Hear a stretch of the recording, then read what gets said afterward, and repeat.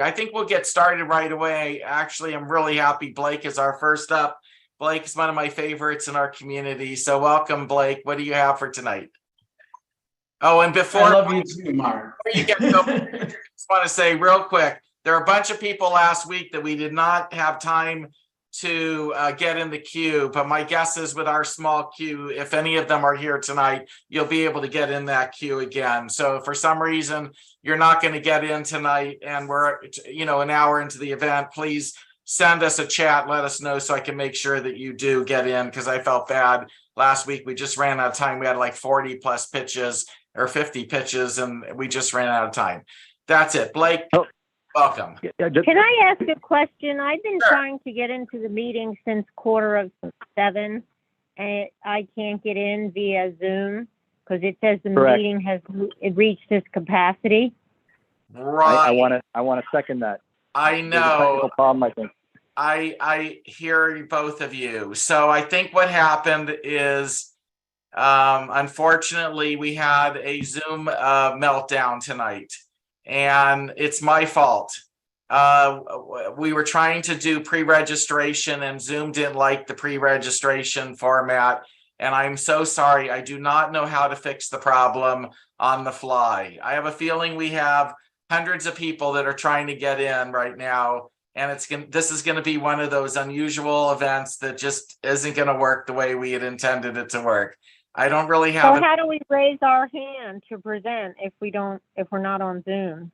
So that's a good question. Who are you? I think the answer there is star Hi. 9.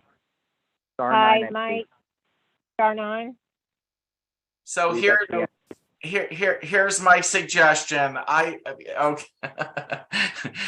On the fly, we're going to change. We're going to try and make everybody happy. For those that are calling in and you're unable to get in via Zoom, which I'm so sorry about, I will follow after the first 5 people who are in the queue right now. I will go and try and find some of you who can't get in the queue and try. Oh, you know what? Somebody on my team raised the hand for you. Perfect. Thank you, team. They did? Yay. Thank you. That's a good Okay. thing. Yeah. Hey, Mark. Well, at least my team made it in. I am so sorry that this event backfired. I have a feeling we have hundreds of people that are angry at me right now. I feel terrible. Absolutely Mark, terrible. you're doing a great You job. don't need to Mark. feel bad. Uh, You're creating opportunity for them. Okay, Mark. Yeah, Yeah, well, it's it's still, I want this to be a good experience for everybody, You but know, thank you for your that's comment. that's part of being a startup. You have to hustle and find ways in the door, right? So everybody here did find a way in. So congratulate everybody, and because you created something amazing. So thank you. Okay, thanks for saying. That's Hey, so Mark. cool. All right. Mark, I don't know how to raise my hand digitally. Okay, so maybe Or not. my team will find you and raise your hand for you. which I'm you've Thomas done Hall, already. and I'm trying to raise my hand digitally, but I don't know how. Google is It's your under friend. the reactions button. Oh man. Oh my gosh. This is just okay. So, well, you're all here on a very unique night, and this will be a very intimate experience. So let's see how it all goes. And Yeah, I have something apologize. fun to start us off with, Mark, actually.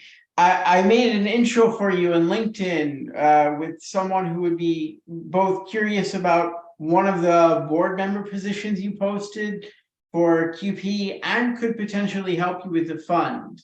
Yay. Who,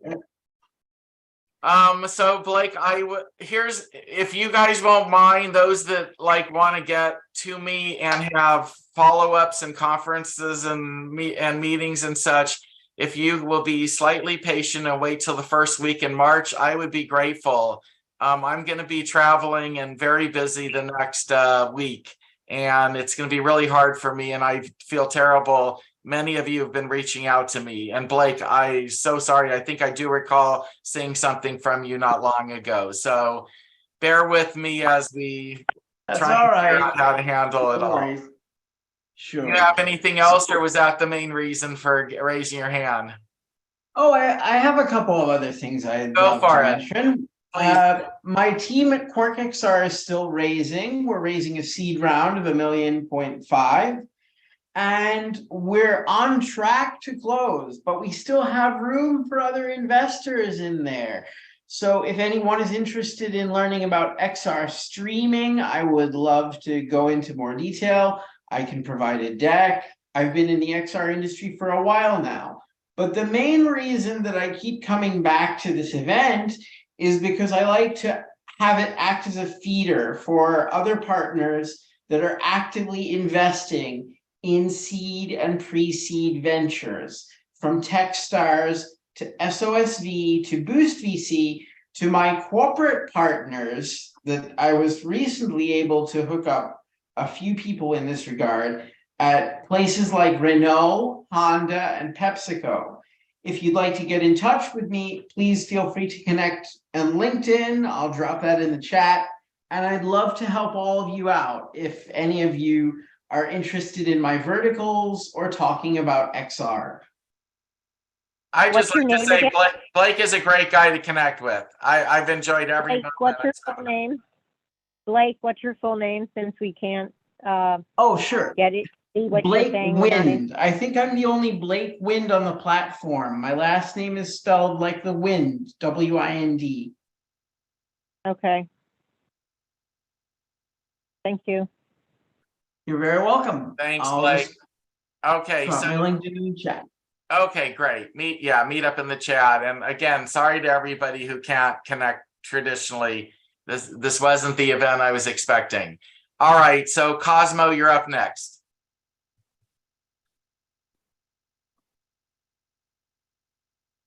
Great. Well, happy to see everybody. So what hospitals don't want you to know is if you go into a hospital today, you have a 1 in 7 chance of getting COVID, not to mention all the other respiratory diseases that are out there. That's a lot of sick people. And that doesn't include all the doctors and nurses and families that are taking care of their loved ones. So if you've seen my pitch before, you know we've been making great progress on a new type of ventilator we've been pioneering. But then all the doctors kept asking us for something else. So we've been in stealth mode until now with a new device we call GuardAir. The problem is that a patient is sitting in the ER or the ICU or a room with another patient, and they're just breathing out clouds of virus that surround anybody nearby and spread everywhere. The hospital has all kinds of filters up in the AC and the ventilation, but by that point, it's just too late. So we built the GuardAir, which captures all the air around a patient right at the source and sterilizes it before it can infect anyone else. The patient barely knows it's there, and it doesn't get in the way of the clinicians. I just showed it to a doctor last week, and he said it's a game changer. It's a $9 billion untapped market. It's really quick to get this to market. So we're hitting pause in the ventilator because we think we found very fast moving water.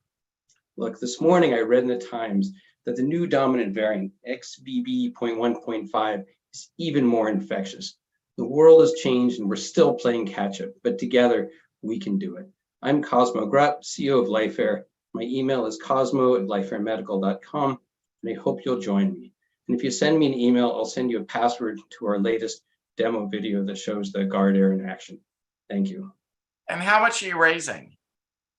We're raising $3 million, and we've got an early bird special for the first 500K with lower valuation on the note. Have you raised any yet? Yeah, 75K so far. Okay. And do you have a working prototype, or how far along are you? Yeah, we have a working prototype. Okay. All right. Anybody have any quick questions or thoughts? You can see the prototype in the video. It's a nice video. Nice. Anybody have any quick questions or thoughts of Cosmo? You can meet. Cosmo. Oh, go ahead. Hey, DJ here. Quick question. Is this only for a hospital setup, or it could be leveraged outside as well in highly polluted environments? I mean, that's right. So there's lots of applications for it. I think the main application is keeping people healthy in hospitals. The consumer market is always larger than the hospital market. So anything we can find in the consumer market, certainly keeping people safe at home. People are sick at home, spreading it to their family, and they're stuck in a bedroom, and hoping that their ventilation system isn't just taking their COVID and spreading it to the whole household. That's certainly a place to look. Are you using UVC? Yeah. Yeah, and is this a freestanding device or is it in the ventilation system? Oh, it's freestanding, it's portable, yeah. It's portable and you have to, it's treating the air as opposed to surfaces. That's right. It just Okay. captures the air. So they breathe out, it captures the air before it spreads beyond the patient. Okay. And how long does it take to turn the air in the traditional hospital room? Patient room? How long does it take to turn the air? Yeah. It depends. It's anywhere from 0 to 12 changes per hour. Okay. Yeah, I'd like to talk. I mean, But that's not what we do. We're not changing the room. Are you asking our comparison? We're doing it immediately so it doesn't get into the hospital. We're not changing the air. We're just cleaning it right away. Yeah, but it's an appliance in the hospital room that's doing That's the right. disinfecting. Yeah, we should talk because we're in the same space. We treat surfaces with robotics, so there might Oh, be yeah. some good synergies there. Yeah, I'd love to talk. That's very important work. Mhm. Okay, we're gonna move on. Thanks, Cosmo. Up next is Joe. Hello, everyone. And hi, Mark. Good to see you again. Good to see you too. Yep. I'm Joe Nicholson, CEO at NXCast.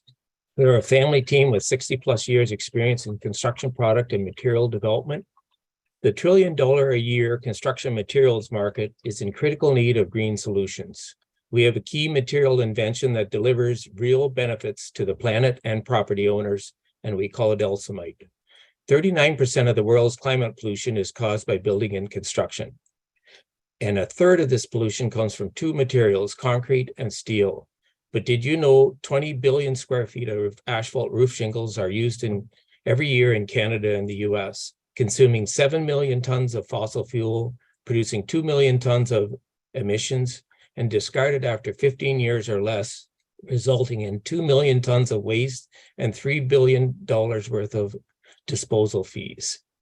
Mastering many of the concerns afflicting asphalt, concrete, steel, and vinyl that are produced by digging from the ground and processing with fossil fuels, Elsamite's secret formula produces a concrete-like composite that is lightweight, made with over 60% waste, conserves valuable resources, reduces emissions by as much as 83%, and delivers real solutions that are cost comparable to other high-quality building options.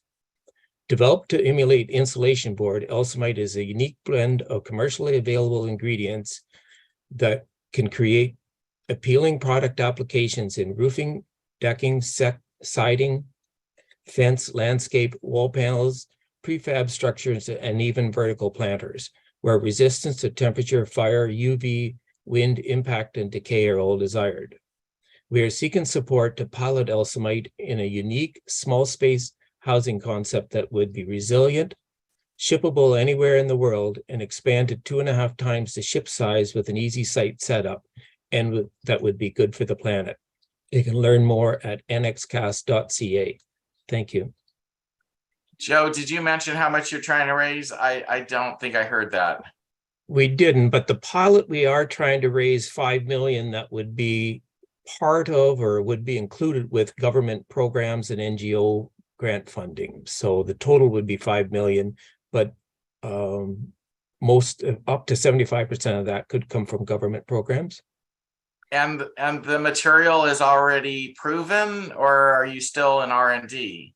No, it's proven. The pilot really is the unique way we are going to build that into a small space housing unit that can be shipped, and then that would expand out once it got to the site.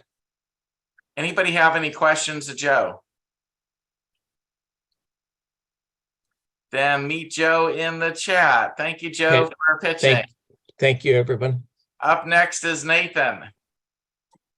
Hi, Mark. Thank you for putting this event on, and I hope everybody's having a wonderful night. I did send this out on LinkedIn, so hopefully a couple of people that I've connected with through this platform have seen that and have started to join.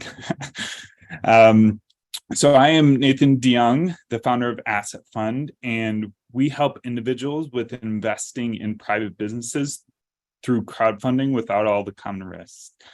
if you look at a lot of the facts today of why people don't start businesses, oftentimes it ranges from capital to fear to, none of you guys are experiencing that fear factor here, but we're on the capital side. And, most people end up having experiences where they fail at business and they don't continue on trying to become an entrepreneur. And that's very unfortunate because our economy is driven by new innovations and businesses and service. And really what we're trying to accomplish here is to give people the opportunity to invest in shares of producing businesses so they don't have to take on all the personal risk, but they get to join in the opportunity and the profitability of businesses that are performing. And that's really what we're trying to accomplish here. And we're seeking a $1 million 2-year convertible bridge note pre-seed at 1% per annum with 20% discount at conversion. And that's all. Thank you. Does anybody have any questions of Nathan? Okay, well, meet Nathan in the chat then. For all those of you that just arrived, yes, we are having a Zoom meltdown night. And if you were having trouble getting in, this might have been the most difficult night to try and get into this event. Some of you it was easy, but for the overwhelming majority, they can't get in. They're getting an error message. It says we're at full capacity. I'm getting tons of messages from people that we're trying to get in. So again, I feel really bad that we had this occur. Up next is Mark Loesch. Hi, thanks, Mark. Hi, Mark. I know we tried to have you last week. Glad you can make it back in. That's all right. First time to pitch, so good to be here. Faithwell, I'm the founder of Faithwell, and we're accelerating the spiritual fitness movement. We're a digital platform, an interfaith digital platform, a suite of tools and a marketplace designed to support individuals and groups seeking spiritual growth. You might ask, why spiritual growth? Well, as the mental health, medical, recovery, and faith professionals all recognize, as the spirit grows, the mind and body heal. Our unique platform features transformative tools and resources, such as a spiritual toolkit, which is a spiritual fitness tracker, a personal dashboard, and includes group and social communications. Our unique differentiation is the ability to personalize and track an individual's spiritual journey using structured content in a community setting. The market is large and well-defined. As recent as October of 2022, the Barna Group identified 74% of the US adults, or approximately 245 million people, identified themselves as wanting to grow spiritually. Yet faith organizations, churches in particular, do not have a good way to track the spiritual fitness of their members or congregants. Therein lies our opportunity.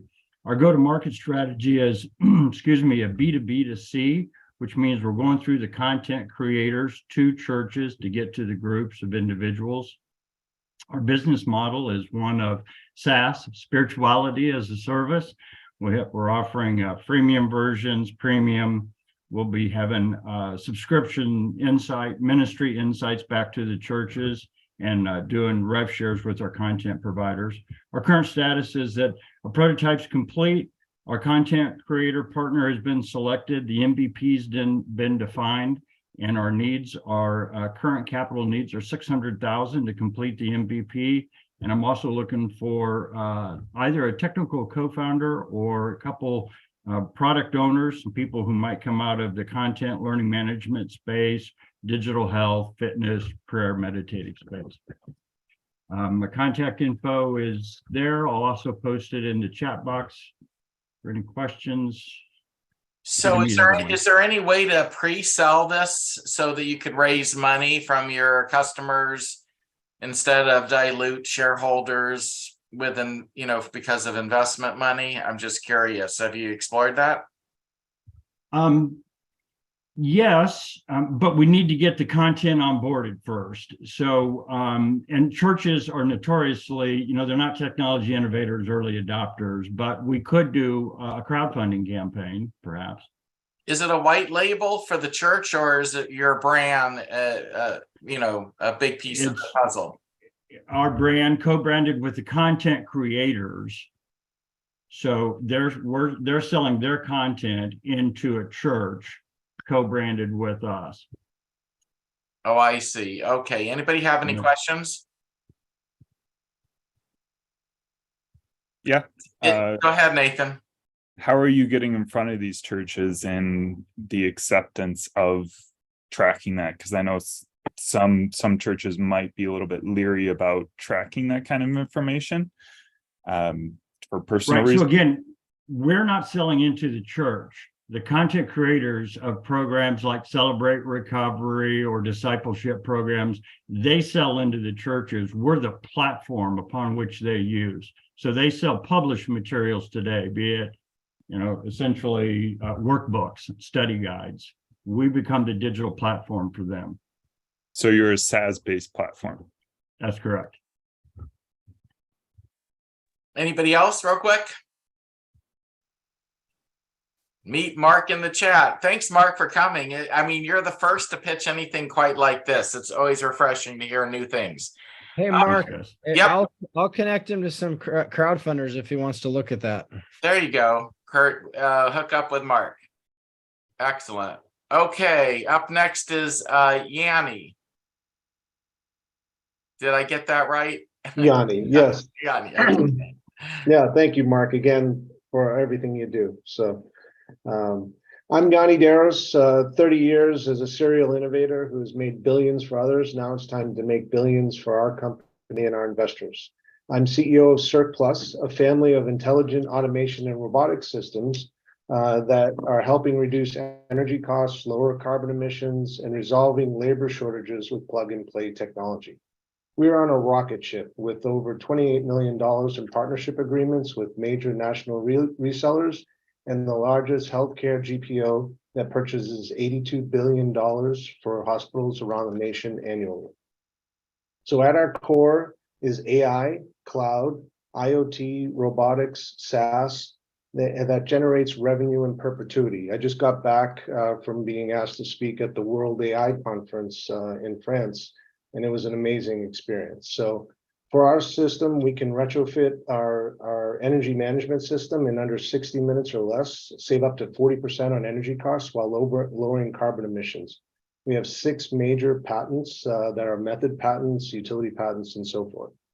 And when COVID hit, our team of technologists performed a seismic pivot and to protect people, and in 10 weeks created CBOT, the world's first autonomous disinfecting robot that eliminates infectious diseases without any manual labor. Our technology platform margins easily surpass traditional SaaS businesses. So Circ has completed significant pilot installations nationally. We're generating revenue. We have a fat pipeline with global demand and multiple revenue streams.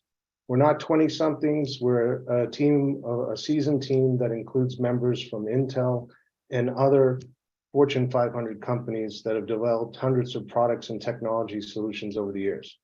To date, we've raised $2.7 million. We have a pre-A series round open right now at $3 million. 500,000 is committed with a large family fund here in Arizona. So it's an easy deal to enter.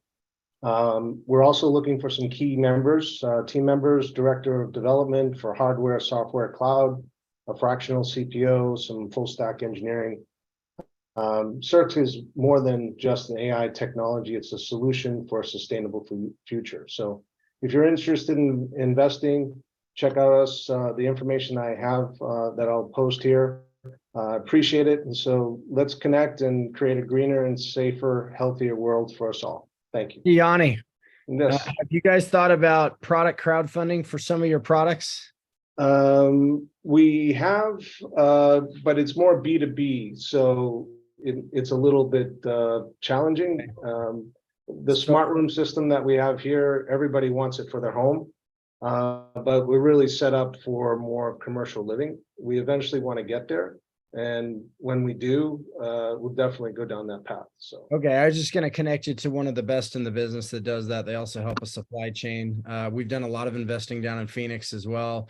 Something else that, I'd recommend, and we were just on the phone with Johnson & Johnson again, you really need to be looking at the largest companies and the idea that, and this is hard for people to wrap their head around, but you know, the largest companies invest in startups every single day. And when I use the term invest, I mean, they stroke you very large checks of revenue. Johnson & Johnson just told me last week on a call that they gave $20 million to 23andMe. Yeah. No equity. Yeah, no, I'd love to connect and So we can talk we, about we've that. looked for strategic partners with Samsung and other groups. It just takes some time, but we're It does. open to anybody. Yeah. Okay, happy to talk strategy with you on that. But just for everybody here, the thing to remember is that if you chase after venture capital, you chase after angel checks, which is great. They play a very valuable part in the venture ecosystem. You're chasing after 3%, 5% of the available liquidity, whereas, you know, Johnson & Johnson they've done 140 venture deals, right? Using their balance sheet to fund companies. And when they do, they're in it for different reasons. For those of you scratching your heads trying to understand why Johnson & Johnson would do that, they're after the data. That's what they were interested in that particular deal. They actually went out of their way to tell me that the return financially, like the equity, was the lowest on the list of things that they were looking for in that deal. Yeah, and with the healthcare GPO, I presented to this national leadership conference they had. Our robot will pay for itself in a matter of 6 weeks because we're always on call, never call in sick, and never talk back. It'll always be ready to protect people. So, Yanni and Nathan, this is Gene Quinn. I attend quite a few life science and other technology venture forums. Have you pursued anything with regard to the NIH investment program that is non-dilutive? no. And this could be in the sweet spot, especially if it goes beyond COVID into the general surface cleaning of hospital and healthcare facilities and all the way up to hotels. I'm in the travel and hospitality business as well. I would encourage you to look up the NIH programs for drug discovery, new therapies, and new what I would call medical and medical related devices, because they can invest up to a couple of $1 billion a year, I believe, with no effects on your equity. Yeah, no, that's a great point, Gene. We're actually, I'm hoping in about a few weeks, we actually have a telepresence robot that we have running that has certified HIPAA compliance on there already. So that's another extension of our product roadmap that we're aggressively working in towards. So that's all part of the deal and the investment. So for anybody that's licking the chops, I'm getting a bunch of questions about J&J. If you guys are not prepared to actually go to a professional investor like Mark or a VC, then you are absolutely not prepared to be talking to a Fortune 20 company. So you just have to understand your pitch must be perfect. You must know how to navigate it. It's a whole other conversation. I'm happy to field all sorts of questions. I don't know everything about how every corporation on earth is going to operate, but I can tell you it's really simple. Think about it this way. Mark likes to say, if you don't have buyers, you don't have backers, you don't have customers, you don't have clients, you don't have community, then it's going to be challenging for him to get excited to work with you. You've got to look at these corporations and really, really, really do your homework to understand what's in it for them. What is it about what you're doing in creating a win that would make them win as well, to where they're willing to do a revenue agreement or a contract or something like that? And then the other downside to these type of deals, because there's a downside to every type of capital, is it takes a lot of time. You cannot go to them hat in hand. You have to go there building a relationship first. I want to add a plug here. I sat down with Yanni a couple of weeks ago, and he went through his technology and the financial model. The value proposition is really unbelievable. And what you really pick up when you sit down with Yanni and his team is they have 25 or 30 years of really serious design chops with hundreds of products in big brands, and the product they have is beautiful. So I just thought I would throw that out, Yanni. Are there patents for the product? Pardon me? Are there patents on the product? Yes, we have 6 major patents, 4 method patents that protect the business model from the cloud to the device to the interface. And even Expedia tested our system, and we scored the highest rating, technology rating, that they ever tested on a product. So, who do you think would be the ideal candidate to acquire you? We have about 15 companies that are ideal candidates. So anybody from Amazon, Google, we got patents that got around Amazon and Google for voice protection and guest privacy. That's a major one. Samsung, any of the telco companies that are in hospitality, and even now with the robotics platform, anybody like Ecolab or those. So To Kurt's point, just out of curiosity, have you spoken to any of those 15? we have discussions with Samsung and Legrand. They all know about us. So, but we haven't really pushed the investment side on that. Okay, so just a thought here. So one of the founders that has a really great project that came to pitch Mark a couple of weeks ago, they're talking to one very recognizable shoe company and one extraordinarily recognizable makeup cosmetics company. And I said to her, you are talking to the wrong person in the wrong department. Go ahead and get whatever 10 grand, 20 grand, 30 grand you can shake out of that group as a client, but you need to be searching, probing, asking who runs the department that might do ventures. And guys, this is challenging because there is no specific role at any specific company. It's different for every single company and all of that. But she got the message and now she's renegotiating. We had the same thing with somebody else that was talking to Mitsubishi. They had a client relationship. She swapped it around and now she's looking at 6 figures into her company instead of like a $50,000 a year relationship. And considering the size of some of these companies, it's a pretty significant type of a deal where there's no equity. I'm not suggesting that you never give up equity, guys. Almost nobody gets to an exit without giving up some equity to people that are going to help them to get there. This is just one of the types of capital you should be looking to stack. Think of it as a stack. Well, interesting that you brought that up because I'm sorry, if I'm taking too much time, Mark, I'm happy to. It's actually, this is a good illustration what you're doing of a lot of different points that I think everybody needs to hear, including that the money that's coming from corporations as investments, that hasn't dried up.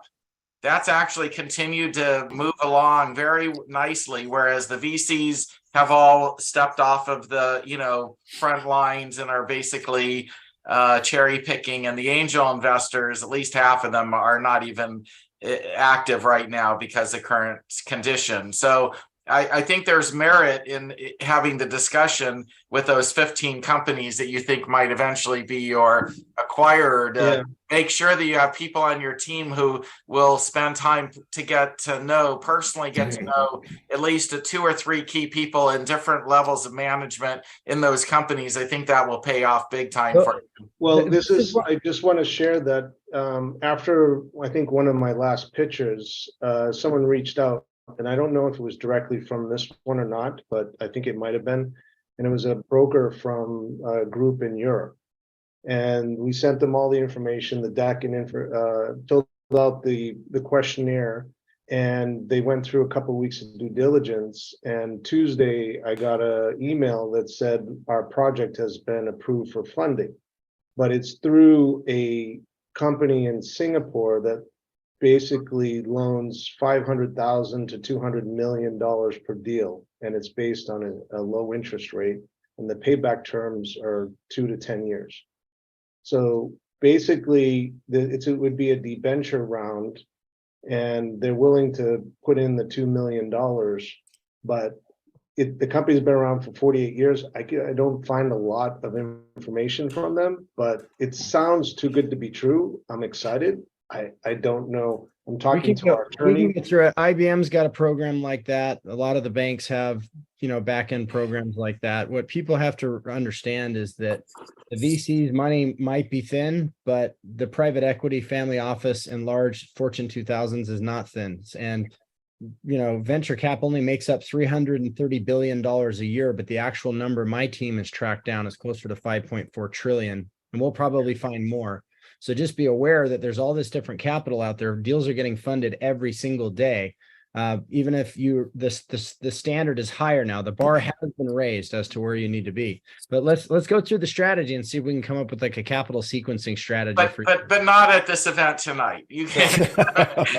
So I think we're going to wrap this up and move on, because that was a lot of time spent. But I actually thought there was a lot of really good information that came about as a result. David, you're up next. Okay, thank you. Great discussion, Yanni. So I'm David Hirschfeld. I'm founder of Techies, and we're a software development company founded 17 years ago. I've spent the last 17 years working not exclusively, but with a lot of startups, and roughly 18 or 19 out of 20 of them fail. I have a few customers that are very successful, but it's very hard to watch these customers of mine fail after many years and making huge commitments financially, in both in terms of personal commitments and financial commitments in their life. And they fail for the same reason. They lack product market fit. They are sure they've got a product. They're sure they've solved the problem, and they're sure they have a market. And the fact is they built the wrong product for the wrong market and don't realize that until usually 2 years in, when they start to actually market and can't sell their product. So as a result of this, and a mission to prevent so many startups from failing, I created a methodology called Launch First. Launch First is what Mark was talking about earlier about doing pre-launch sales, where we basically build a prototype and generate revenue from selling that prototype to the target customer. And there's a whole execution model that goes along with it. But the end result is, if you can't sell it with a really beautiful prototype that looks like a real product, you're not going to be able to sell it once you build it. And instead of spending 2 years and hundreds of thousands or millions of dollars on the development, you spend a fraction of that and a few months to get to a point where you can actually test your market.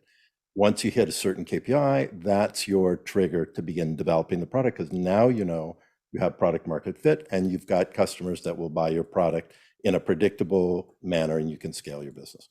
So that's what I do, Launch First. But actually, I couldn't not talk about that because it's a passion of mine. But I'm actually pitching for one of my customers right now.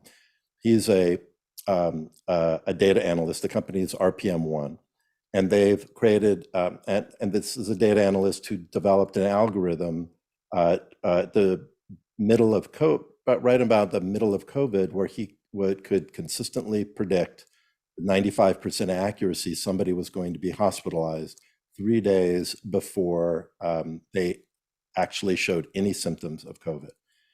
He couldn't do this at scale because he didn't have the technology at the time. Well, he's built the infrastructure and the technology, and he's developed a wearable device that can accurately measure blood pressure real time, regardless of skin color.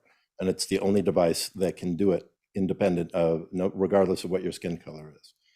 He's looking to raise money. He has large commitments now from UCLA Medical Center, from Mayo Clinic, and from from Honor Health. And he's looking for some funding to get him to the standpoint where he can just launch. Anyway, can you get a purchase order from any of these groups, or? Yeah, he has letter of intents. I don't know if they're binding, and I would, if this sounds interesting to you guys, then reach out to me and I'll make the connection with. His name is Kevin Longoria. Can it be used for non-COVID purposes? Well, yeah. I'm sorry. I rushed through that part. So the whole target is vulnerable populations, and being able to predict hospitalizations from flu or from other potential conditions prior to the person having an event. And what's it going to cost at retail? I assume it's a consumer product. The cost of the device is to manufacture. It's $40, and he's not. You really need to talk with Kevin if this is interesting, because he has a whole approach to this. But the technology is really impressive. What he's capable of doing is also really impressive, and the connections he's made. He also sits in very influential. He's an influential guy in National Health Institute. And I would suggest that you reach out to me, and I'll put my information in the chat. I'm just pitching. He's going to be here next week.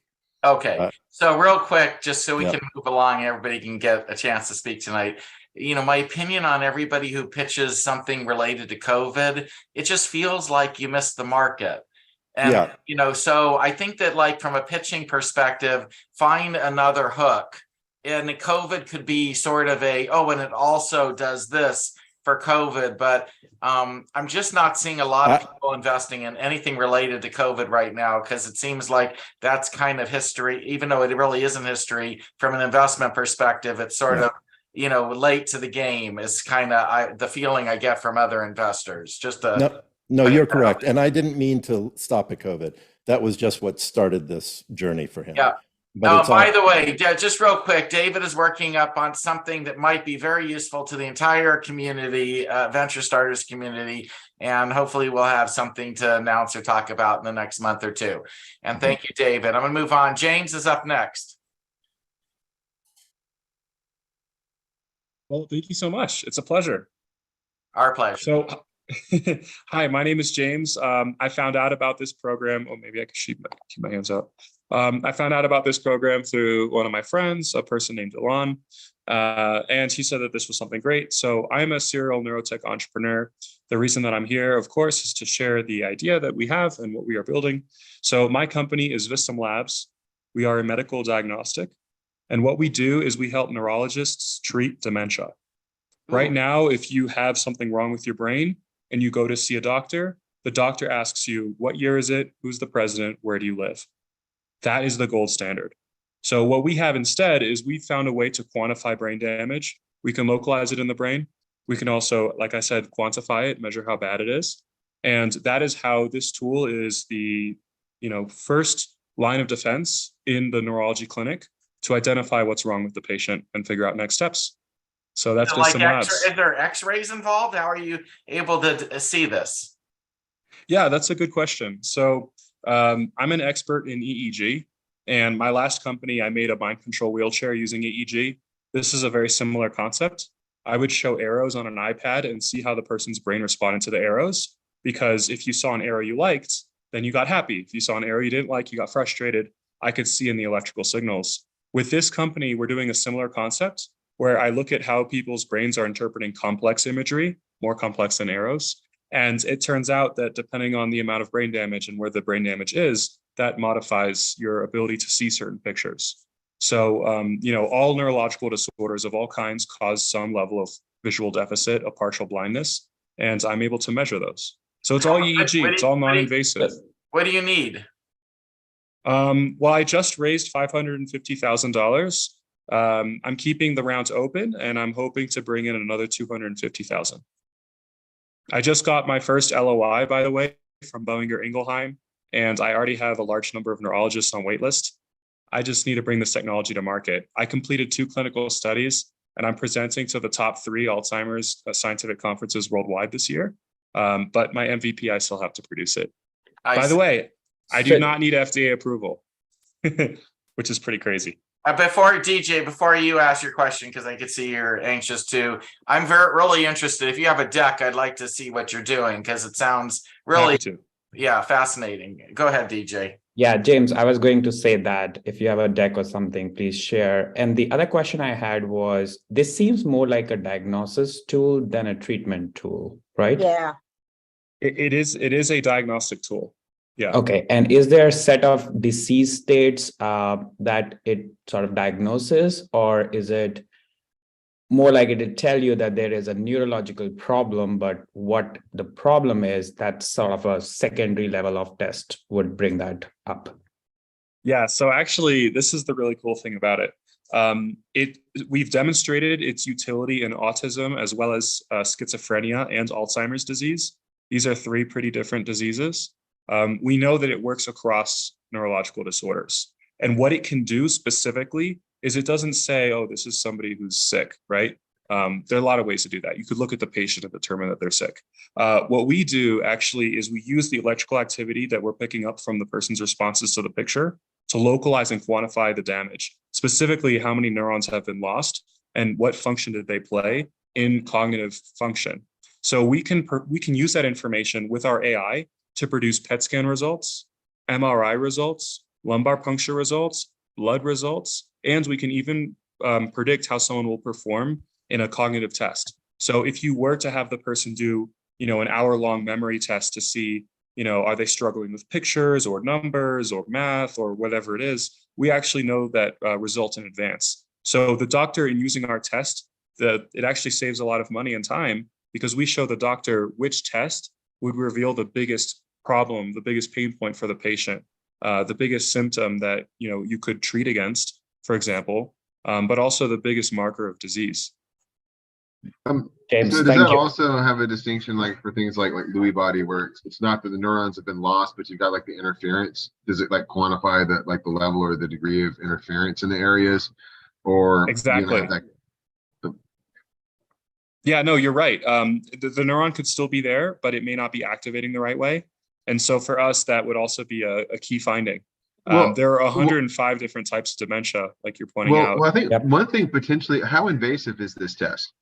It's non-invasive. You wear an EEG headset, which all the hospitals worldwide basically have because, seizures. And then you watch our video. Our IP, our technology, it's the way that the video was designed and the AI that interprets the, responding brain activity. So I guess theoretically you could use this for a new level of like blind study testing to test the results of drugs on conditions like that. Because you can potentially see like a more incremental differential in their mental state. So even if it's not to where you can see the difference yet in the person or the way that they would actually perform on a test. Because like sometimes like if you give somebody a drug and you're trying to figure out, are they getting better? You can't tell if somebody got 1% better. Right. Exactly. But if you start giving somebody a drug, half of people in the study who are controlled diseased patients, you can't even tell that they're getting worse. yeah, so for a drug treatment, is it making them better or is it making them worse? Oftentimes you have a significant amount of damage that's been done by the wrong drug treatment, or they might quit on something that's actually making them better before it makes them enough better for them to realize that it's making them better. So I can see, for trials or even for efficacy studies on somebody, how that sort of thing for much more intensive tracking would be useful. One question would be, would there be a way to manufacture something that would be more readily usable for home testing for people that have conditions?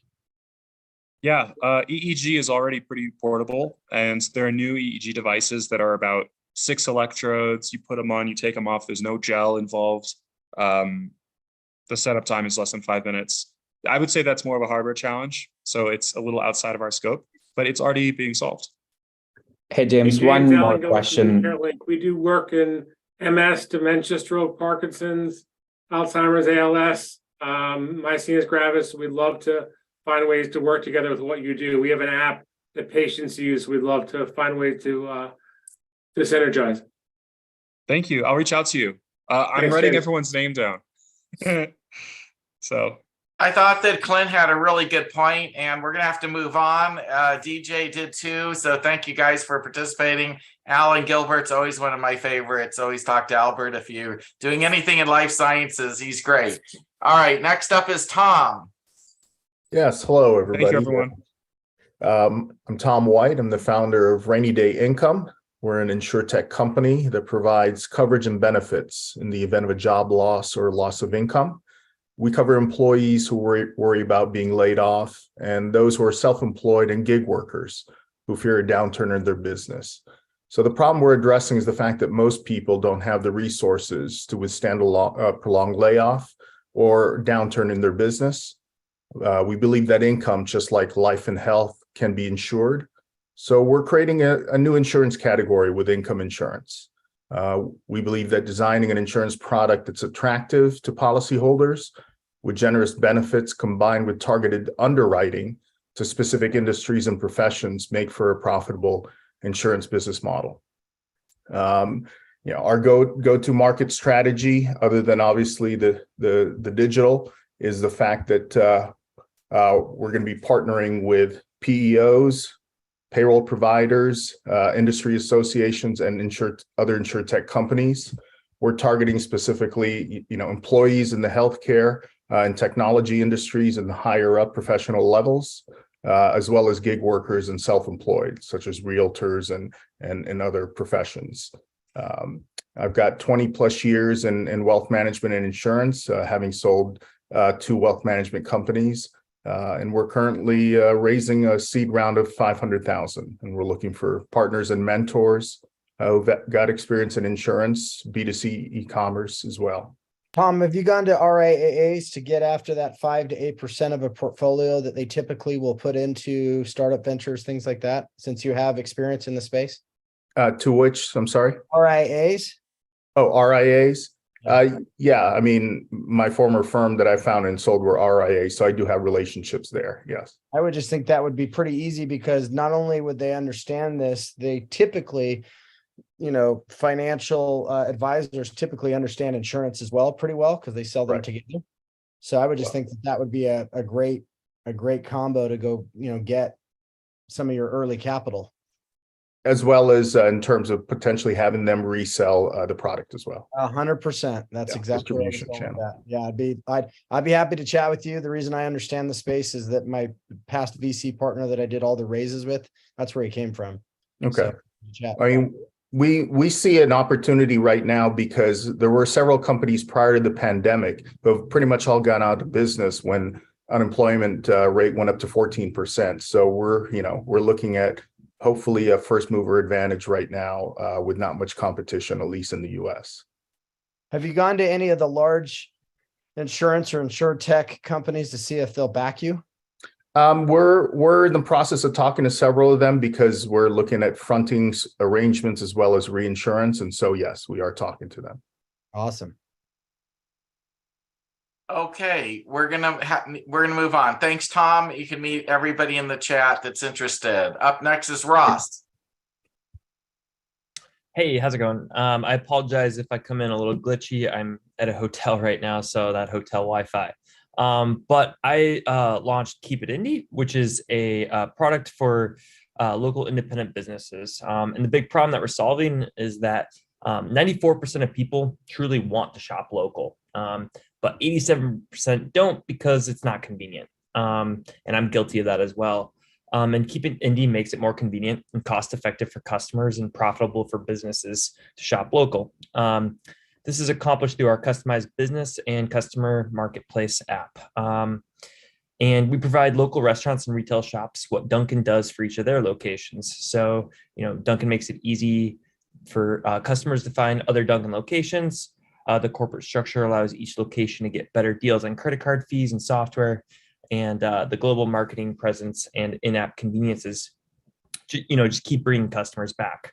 On the customer side, new and existing customers of these businesses benefit equally. So there's order ahead, in-person payments, rewards, exclusive deals, and just discoverability. And that's the big one. Areas where we've already seen a lot of traction is we have contracts pending with chambers of commerces and mixed use areas. And the idea is we create this highly customized app so that it's an app for the community that looks and feels like the community. And then at a global range, depending on where you are, the app customizes to look and feel like the area that you're in. So that way, then, if you're across, if you're in a city you've never been before, it makes it easier to find the places that the locals are using. In our first market, we had a 20% customer adoption, and we are expanding to 18 new markets over the course of 24 months. We're at a seed stage of rounding. And in 5 years, we see ourselves as the number one place for customers to discover and shop from local independent businesses. We're currently raising $2 million, and we've already raised $650,000. But we're also trying to create strategic partnerships with those that are helping even the playing field for businesses. So partnerships and investment is what kind of revenue do you have? We have in our first market, based on transactions alone, we have 40,000, which is pretty small right now. But what we have is we have a lot of SaaS style contracts being finalized. Is that 40,000 net to your company, or is that gross and you're taking a percentage of? It's gross. So we're very early on. We've only been launched for a few months. is there any way to basically take what you're doing with your launch and just grow from revenues? Um, Can you bootstrap this? Because well, it that's what sounds we've like been. you're already ready. I mean, since you've launched, that's why I just curious, you know. Right. I mean, yes, but it's just now more of timing. So, like there's a dev cost. And so the ability of our team to expand to that point where it needs to be sustainable by revenue, it's kind of a chicken and egg scenario a little bit. Yep. Anybody got a comment or question? Yeah. And I'll put my information in the chat as well. Okay, we'll move on then. Thank you, Ross. Up next is Stash. Is that right? Yes. Okay. Hey, everyone. Good It's evening. a cool first name. Thank you. It's short for Stashu. As you can see, I am very Polish. Well, thanks for having me. My name is Stash Harrison. I'm the CEO of Market Intent. It's an AI and data company providing research and analytics to help brands sell more.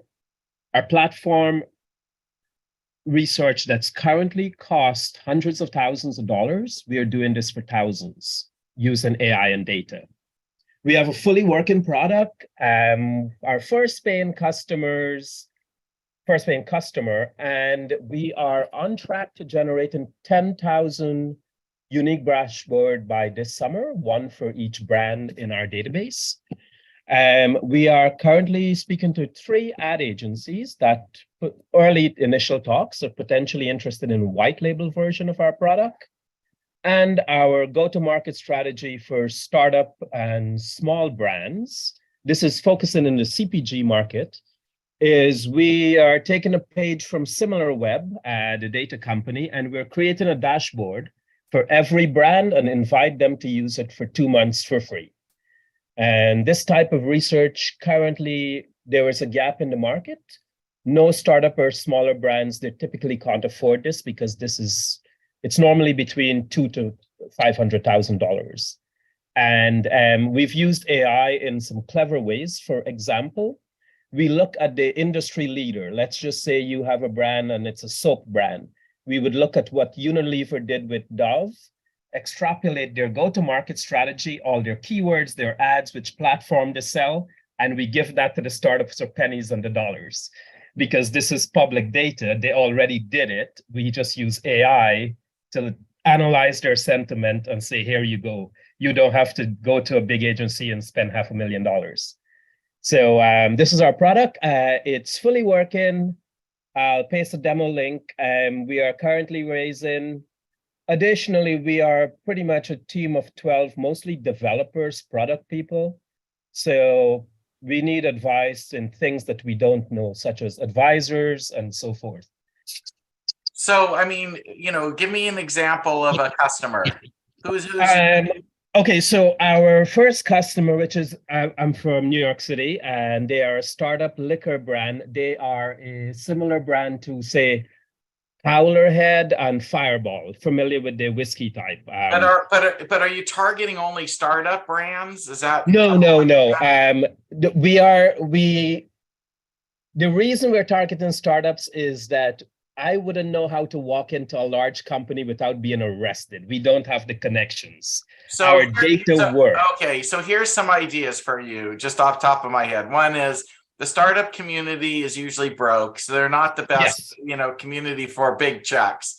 We're charging them hundreds, like $100 a month. You're the perfect example of what I would say is you're a recruitment model for success. If you simply recruited the right people who knew, decision makers in the bigger companies and could access those folks immediately, who would rather hire you on the cheap than their ad agency for the same data that they basically want to know about all their competitors. They don't need the diagnosis of their own brand, but they need to know what's going on with every single competitor in the market. And if you could basically, bring onto your team people who know these people personally, not pitching total strangers, if you can just find those people to add to your team, you're then golden and you don't really need to raise money. You just need to go and like get these contracts signed and get some traction and be able to show others in the industry what you're doing. So if I were you, I would look to recruit, people who know the right people as a priority over anything else if I were sitting in your shoes. And those people in New York City are there. I mean, if you ran an ad on LinkedIn for a chief revenue officer, in New York City, my guess is you're going to get a few hundred people to apply. You just need one who knows a customer and can line you up with one phone call. It's not a heavy lift for the right person and get you going. That would be my suggestion. Leverage what you already have. Anyways, does anybody else have any better thoughts? Mine aren't always right. Yeah. Well, I have some supporting thoughts. This is Gene. Go ahead. For 30 years plus, I've been advising companies on earned, owned, and paid media. And no VC ever born or ever will be born wants to put in startup funding, advertising money. So they expect you to earn it because of your chutzpah from traditional media, or what passes for traditional media these days, or own it, which is profiling customers who are highly successful at doing what you're doing.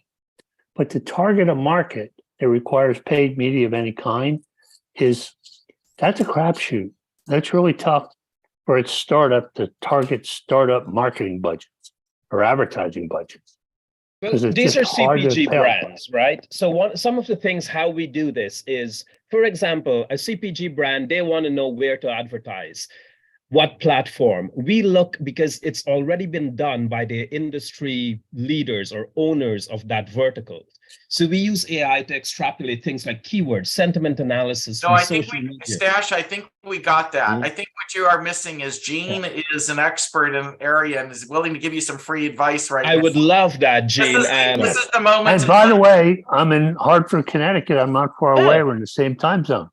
So Yeah, let's Lower connect East on Side LinkedIn. here. Let's talk, okay? You guys should Okay, definitely thank you so talk. much. Because I'm currently advising a bunch of travel industry companies out of the NYU Hospitality Incubator Program, and I counsel them the same way.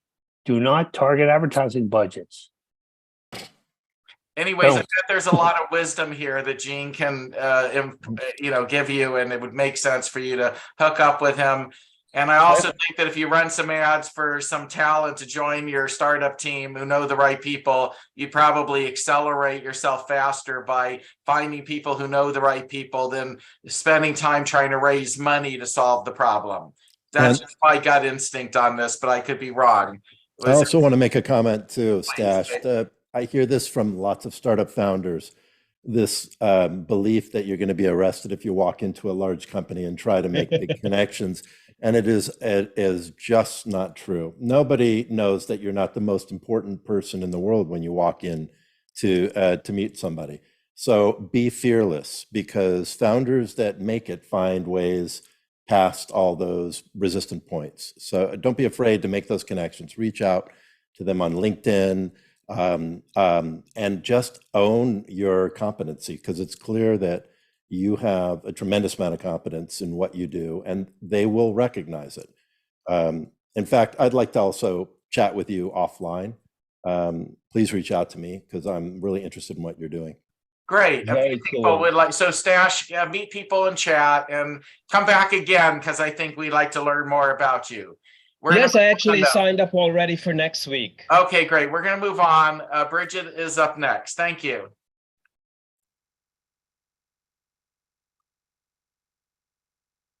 Hi, this has been great. I have to be honest. I'm originally from the Bay, from Silicon Valley, before it was Silicon Valley.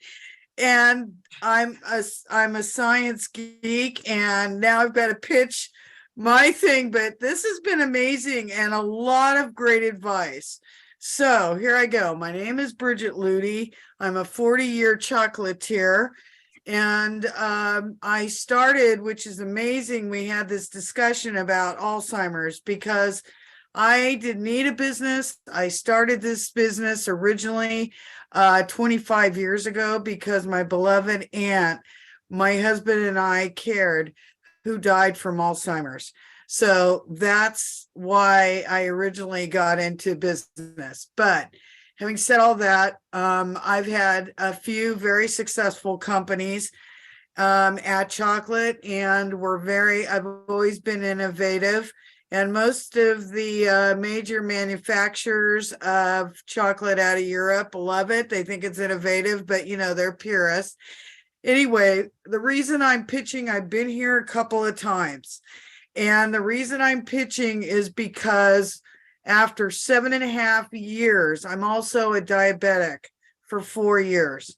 And let me tell you, after 7, almost 8 years of R&D, I came together with one of the top chocolate manufacturers out of Europe, and we finally mastered not only sugar-free, but it has no chemicals. It's all natural.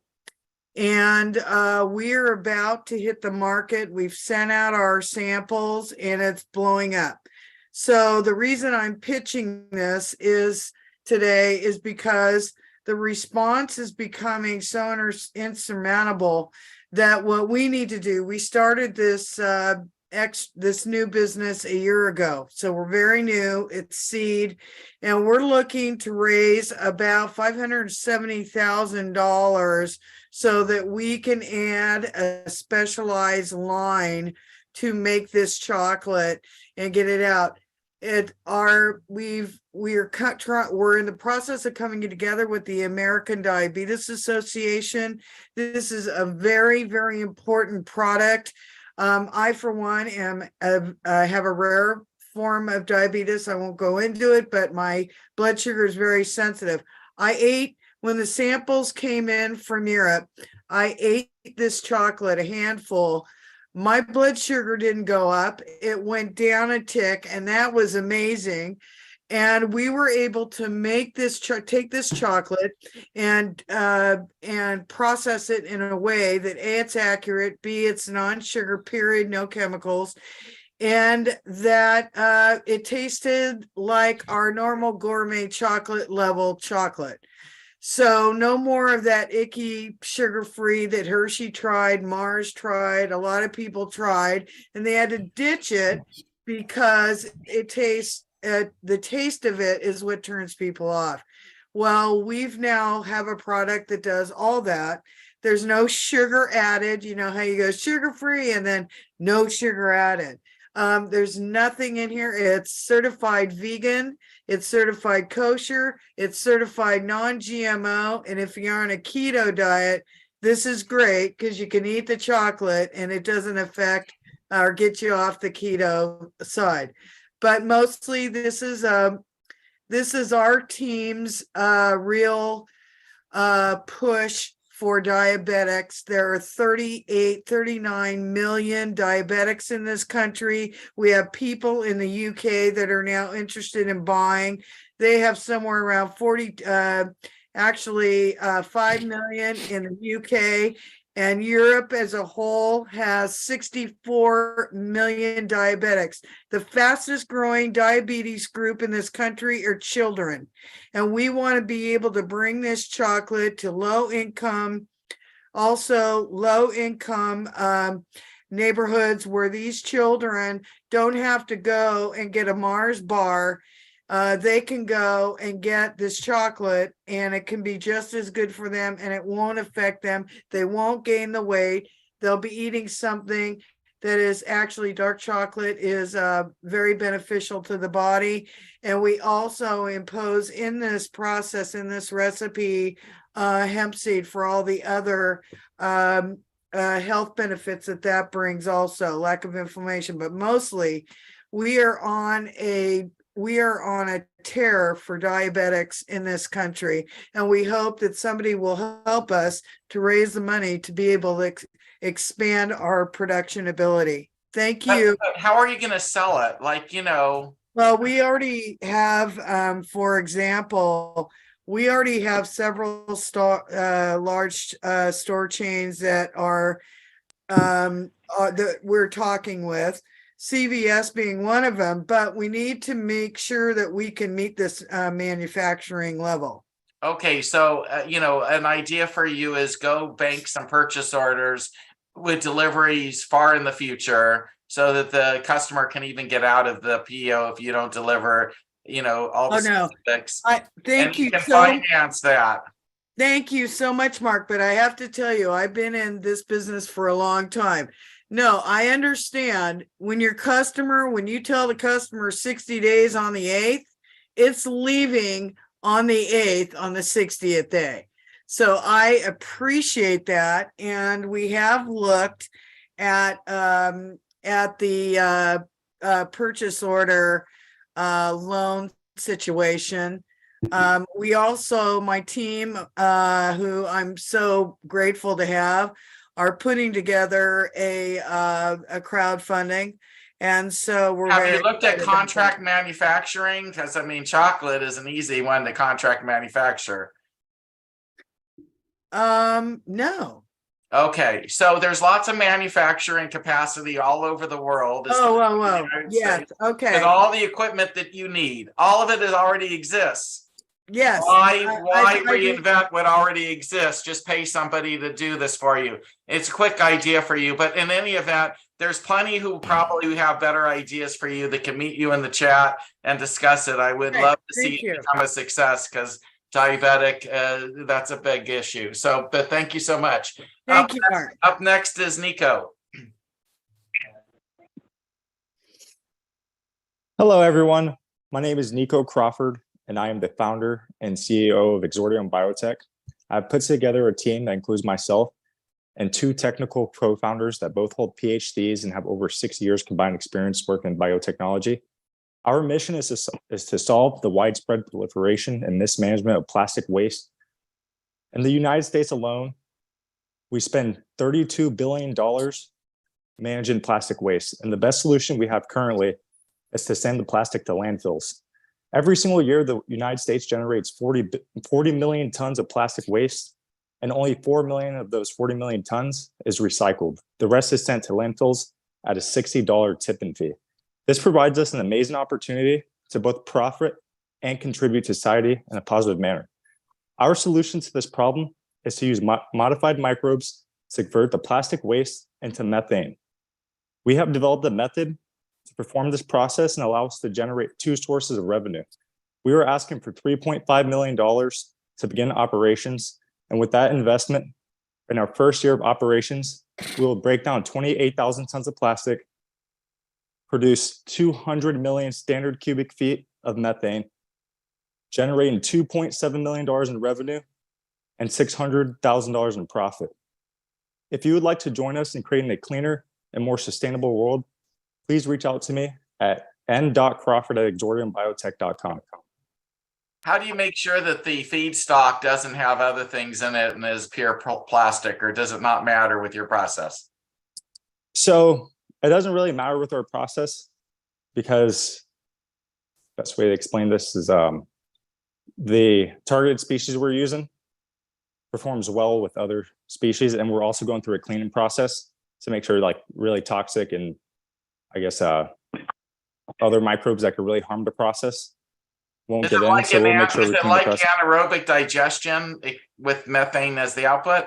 Yes, essentially. Okay, got it. Yeah. All right. Which, by the way, I don't know if you noticed, but the U.S. Department of Energy just put out a big statement wishing for more anaerobic digesters. There's 500 in the U.S. They said that they'd like to target 2,000.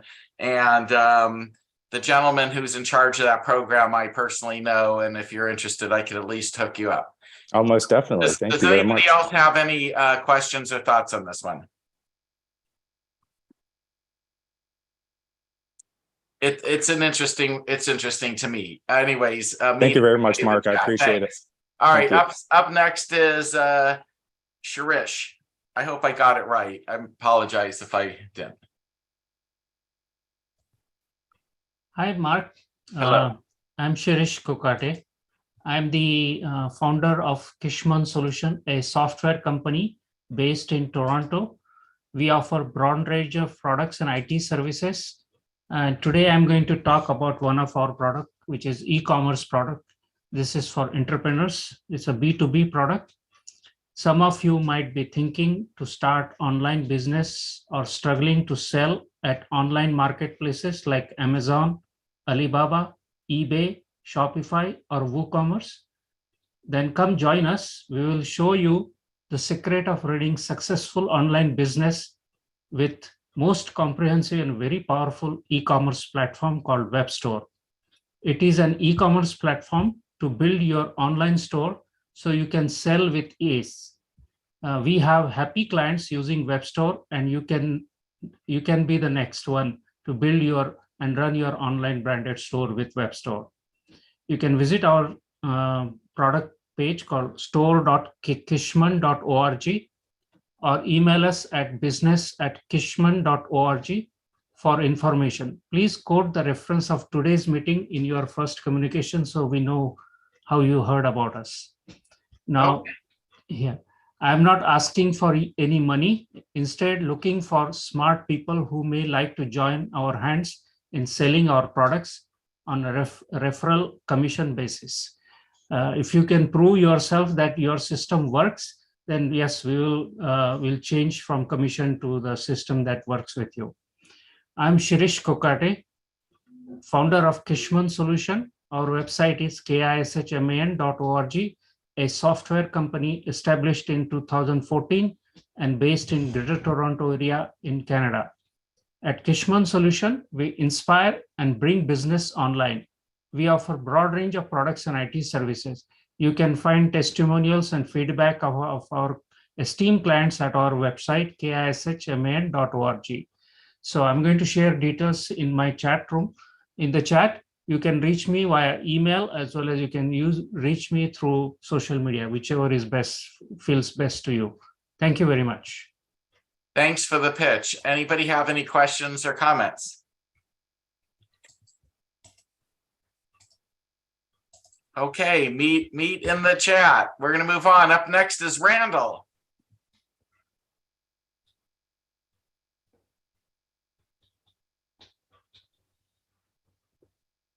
Hi, can you hear me, Mark? Yes. Hi, how are you today? And everybody. We're great. All right, fantastic. Well, I'm here to make my pitch.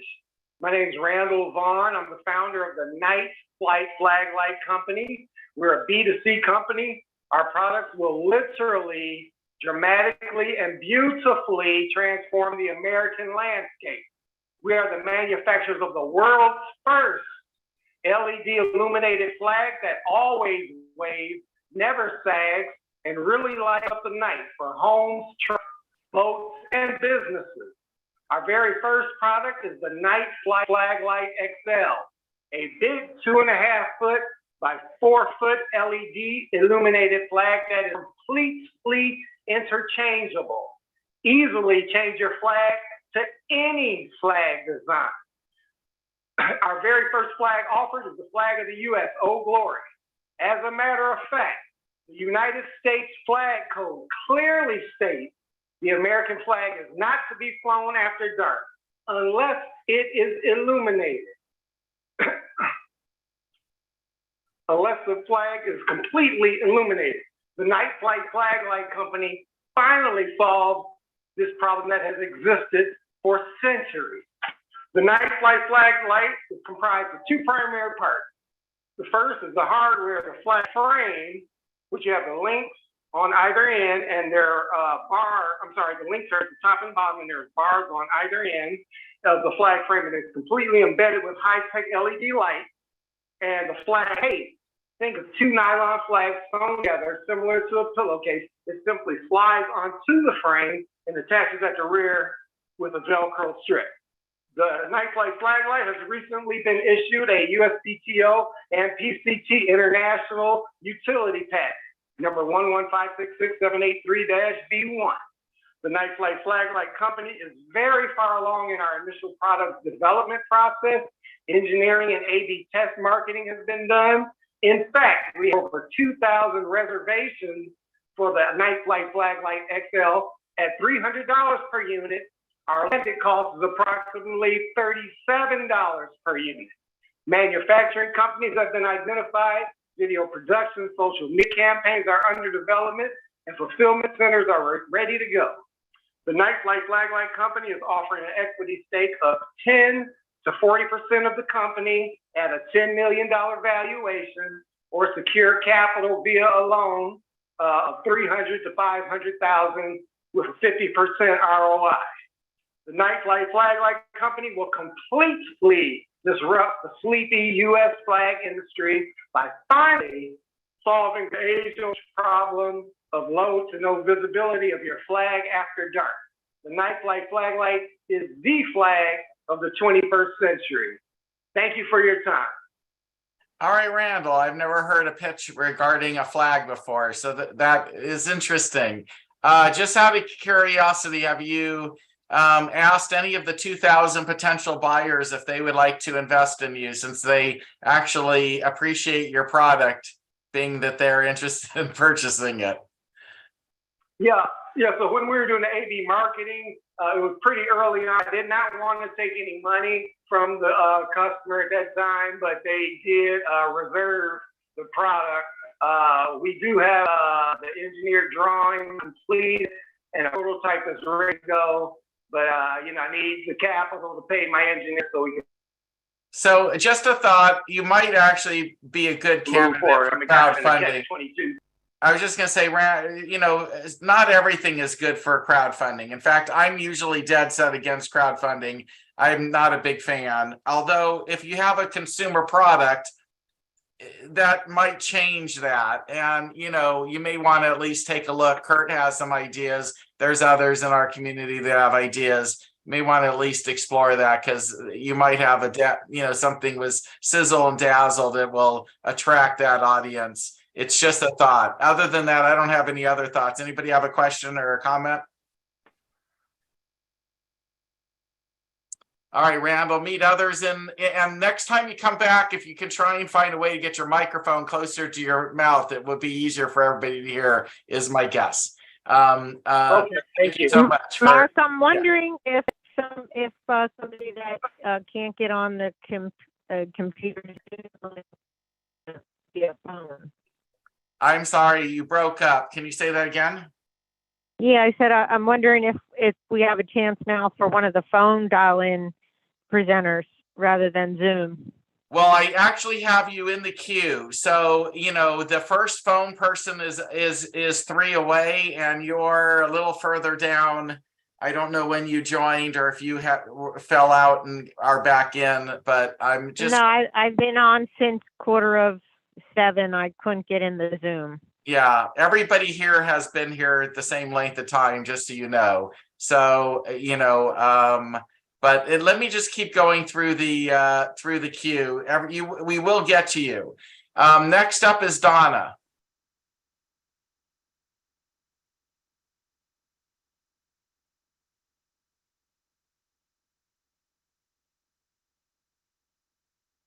You're on mute, Donna. I don't know if you can find your unmute button.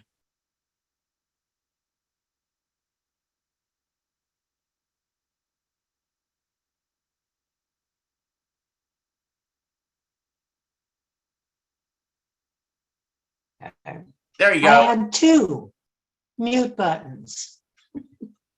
All right.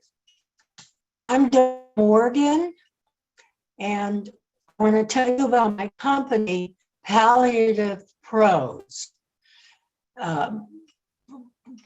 Palliative Pros is revolutionizing the hospice and palliative healthcare markets with a new and innovative medical device. It's a manual oral suction pump kit. And the need for this device is huge. At any time, there's over 1.6 million patients on end-of-life hospice care, and 48% of them will need help from a suction device. Our product is an FDA-registered Class 1 medical device and eligible for Medicare reimbursement. It is 100% disposable and biohazard compliant. Compared to the next best alternative, which is an electric suction machine that is expensive, very expensive, and takes hours to be delivered. Our product is available on site immediately, direct from the nurse's car stock, and at a fraction of the cost. We have already created and obtained patents, trade secrets, and other valuable intellectual property. Our product is ready to be manufactured through established agreements with various private label manufacturers. To grow the business faster and take it to the next level, we are seeking $50,000 in startup funding in exchange for 20% equity. This money will be used to order initial inventory, advertise, and attend trade shows and conferences. We have a website, palliativepros.com, and all my information is on there. Our research, we did a lot of research on, I am a troubleshooter. I find easy solutions for when people need something. And I came up with this. And It sounds like a good idea to me. It is. So what's it going to retail for? Well, we're looking at $100 to $150 per unit. Do you see this being sold to medical professionals or to people at their home that are taking care of somebody that's, passing, soon to pass? Well, yeah, you got a lot of those phone calls when patients are on hospice. My mom, her lungs are filling up. Hospice won't give us a suction machine because the cost of, of a stat suction machine is is more than their budget, and they have to absorb that cost. So it's not often approved. So they don't get a suction machine. And I get the calls and the emails in the middle of the night. And where are you? You're in Connecticut, you're in Miami. I can't get it there to you. So I tell them to go order the suction machine. It's as much as $600 and save the receipt. Maybe your insurance company will pay for it. Maybe hospice will pick up some of it. But it's an easy fix. It's just a little old suction device. Yeah, it makes sense. I think you were smart to come up with it. So, I'd love to see you find an angel investor, but you're the perfect candidate for an SBA loan or SBIR or any of the, there's so many things that for 50,000 that you could potentially look into. Even National Institute of Health, probably has different grants that might be available that are even more money than you're even looking for if you actually looked into it. But I don't really know. Does anybody have any comments or questions of Donna? Donna, I'm happy to connect you to some SBA groups. This is Kurt. Hi, Kurt. Okay, we are eligible for an SBIR grant, phase 1 and possibly That's what phase I would think. 2. I would think you'd be at least a phase 1. I don't know if you'll get to phase 2, but certainly, it doesn't sound like you need much money. This is more it's more of marketing and a product acceptance. If you can get some doctors to endorse it and say that this is what is necessary, that would be helpful as well. I wish. I've been pushing this thing. It's like trying to get the nuclear code. So here's an idea for you. Go find a business partner that'll put in the 50 who might also have the connections and or marketing skills to sort of help take your smart idea forward, because it sounds like there's a bunch of people who would actually need, and families that would need this. So yes, I've surveyed. I'm with the SBDC, and we don't need feasibility. This device has been around. I took a device for its application in one entity, and I just converted it for its application in the palliative and hospice entity. It's been Nice. around for 25 years. Yeah, so Smart. feasibility, it's there, and they love it. But It sounds like a they great want us to idea, bring the Donna. price down. The way to get the price down is to manufacture it here in the US. Yeah, So we're yeah. it sounds Thank you. like a winner. The other thing is you might want to check with some contract manufacturers, especially ones that might actually be sympathetic to this need and advance you some samples and or manufacturing credit for you to get you going, because many of us have dealt with people who've had to go into hospice. This is something that is going to be personal to whoever is going to be your either partner investors or collaborators, is my guess. Anyways, meet people in the chat. I'm going to have to move on so I can get to everybody before our show ends. But thank you so much for presenting. Yes. Can I add one comment? Yeah, go quick, Jessica. Oh yeah, I'm friends with Tino Go from Bano. Like they do kind of US manufacturing. That might be something to hit up. I'll connect you guys. Thanks. Good Will idea. you? Thank you. All right, and you're up next, Jessica. Go for it. Oh, hello everyone. My name is Jessica Breed. I've been here a few times before. I'm the founder of Travel. We're the home of AI Survey Evolved Travel. It's been a really exciting week for us. We just landed 2 different partnerships with different other partners in the travel space. So the moment we launch, we're going to be live on not just 1, but 2 sites. So we're really excited. One is going to be a global travel site, and the other is My Life ID. They come here frequently with their 200,000 members. So the support, it's been a really exciting year where, the momentum is exciting. So we think everyone's support and, this community has been super supportive as well. So. Okay, good. What is it you need? Oh yeah, by the way, congrats. Yeah, we're fundraising right now. So we are looking for $500,000. We have 100,000 committed so far. And there's a lot of interested people. So honestly, if you've had us on your radar, this is a really good moment to get in, because once that round is gone, and there's a lot of excitement behind the scenes right now in reality. So we're looking for 500,000. It's convertible safe notes, and it's 15% discount. Okay, anybody have any quick comments or questions?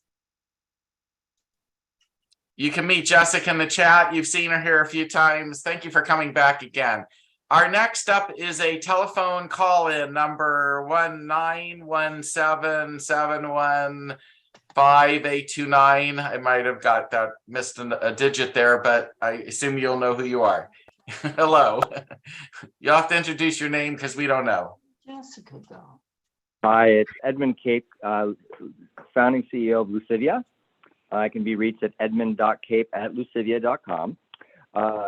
So I have a data analytics and data analytics and platform that's going to change the world for millions of analysts. We've got I was a management consultant and analyst leader before starting Lucivia. I became a software engineer, and when I identified this problem, and the problem being that we just spent way too much time processing data. It turns out that the needs of the data engineers and back-end IT are completely different than what analysts require. And so the opportunity being that the competition then had tools that were far too complex and actually completely missed the point in terms of what we needed. The asset, we've got millions of dollars, and I've been hearing lots of people talking about pre-investing in technology, but this was one of those problems where you really needed to invest a lot in infrastructure to get an end-to-end solution. So we have a full technology stack that is up and running. It has 3 purpose-built user interfaces and all the infrastructure required for the analyst to shepherd millions of records from a wide range of sources into a single spreadsheet or table. Let's see, the traction. We've got, the MVP was completed in December, and we've got early conversations with companies such as McKinsey, Bayer, and IQVIA, among others. It's a long sales cycle, so what I mean early talks. We've had some demos here and there, but it's going to take some time. We also have hands-on users that have provided us the feedback critical for validating what we've accomplished. The business model is SaaS, where individual users we expect to get perhaps around $800 a year. From enterprise users, about $5,000 a year. Long-term value and all the other critical metrics are, TBD. Let's see what else. Can you give it away for free? Can you give it away for free right now for a short period of time to McKinsey and the bigger guys so that they fall in love with it and then need it? Yeah, no, that's a great point. The quick answer is yes. The longer answer is that's what I'm working towards to have the funds to enable that. Okay, to enable for an insane value proposition, to enable them to onboard it and otherwise socialize the capabilities and get people, for lack of a better word, addicted to it. I mean, can you literally go to somebody and say, look, what is your analytical, challenge right now? Let me do it for you for free and show you my software and win them over at that, with a real, where you're helping them out with something that's immediate. I'm just curious. The decision-making process is long. And so, yes, you can show value and they like it. But is the decision-making process long because you're pitching total strangers? Like, would it help if you had somebody on your team who knew the decision maker? Would that speed it up, or that has no impact at all in this industry? So, Mark, you are making a great point. And so, for instance, in what I've been hearing this evening, I took down notes. Chief Revenue Officer. Look, so I am the customer, and I am really kind of a unicorn in the sense that you're not going to see someone who was really able to get this much technology together, knowing the endpoint. The downside of that, ironically, is that the IT folks are a different touch point, right? And so I can get the consumers interested, but then to know all the ins and outs of getting the IT on board is another animal. I don't want to say altogether, but is a different animal. And so that is what I need to kind of help accelerate this process. As I said, so far so good. As I said, the MVP was completed in December. But the fact is I did put a lot of time and energy, as everyone here will kind of like look up in the sky and say, yeah, I know that, in terms of the product development. And I'm kind of running low on runway for the BD piece. The initial investors, come from Bain as well as BCG, but we just need some more. I need more runway, basically. Do you need more runway, or you need people who can literally, with one phone call, get you customers and revenue? It sounds to me like what you need is the people more than the runway, because you're still going to be not having those relationships after you have money to cover overhead. So when you're right. The ask is a financial 140 that will be matched by New York State with an 80% discount, targeted $3 million valuation 1 year. The ask is anyone access to the decision makers to get a pilot program up and running. The ask is anyone who's interested in helping me negotiate or otherwise find JV opportunities out there. There's lots of opportunity for partnering, and I just need to scale up my BD to get the top of that funnel a lot fuller than it is right now. I'd be interested in seeing your deck. So maybe we'll see you at another event when your video can actually come in. I apologize. Zoom just crashed. No worries. My phone has been going nuts where people are basically saying, I can't get in. It's telling me maximum capacity has been reached. I don't know how all you got in, but for some reason, Zoom melted down on me. I'll have to try and figure it out tonight or over the next few days. We won't repeat this problem next week. But in any event, it was great to hear your pitch. And even though you're not active and can't go in the chat, come back next week or the week after so we can see you in person. I have a bunch of ideas for you, and thank you for the pitch. We're going to move on. Well, Next up is Steve.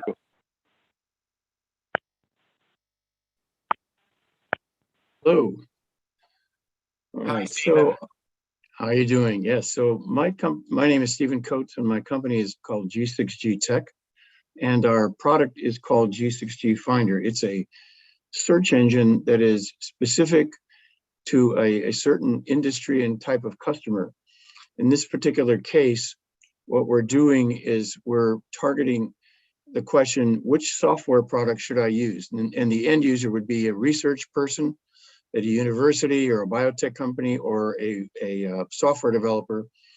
And the question again is, which software product should I use in my either AI or in my bioinformatics? And so what we've done is we've created a very targeted database with absolutely no fluff. It's all human curated, and it answers that question. This is actually a platform, and you could go to different verticals, let's say energy or blockchain, et cetera, and do the same thing. To do that, you'd have to use different ontologies if you are familiar with that. So it's industry focused. It uses unstructured data, not structured data. It is a unique two-step process where you put in a very long query, and then you get out a list of what are called semantic annotations. In other words, these are buzzwords or buzz phrases, and you choose the ones that are most relevant to you. Then you hit submit again. So it's a two-step process. And then you get a list of URLs of all these various software products that you may want to try first, because to evaluate each of these software products would take you perhaps an hour or two or more.